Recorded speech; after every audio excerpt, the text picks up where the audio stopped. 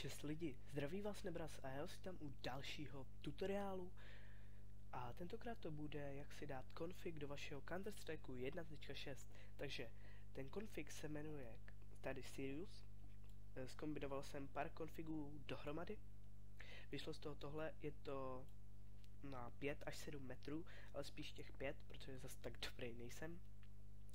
Takže teďka si ukážeme, jak se ho dát do vašeho Counter-Strike. Je to prostější, než se zdá.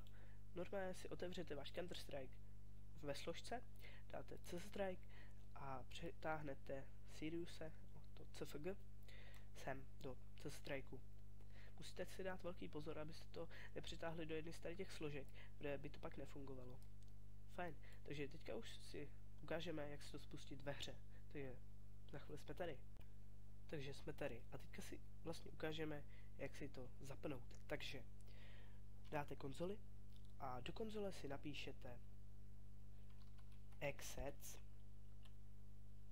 velký S Sirius.cfg. Tady to vám dám do toho, do popisku videa, abyste si tam mohli stáhnout, nebo skopírovat.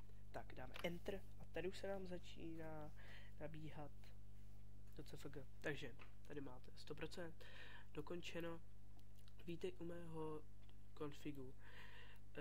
Config vytvořil Nebras Games aka Sirius. Sirius CFG loading. Můžeš hrát. Config má 5 až 7 metrů. Happy kill. Prostě veselé zabití.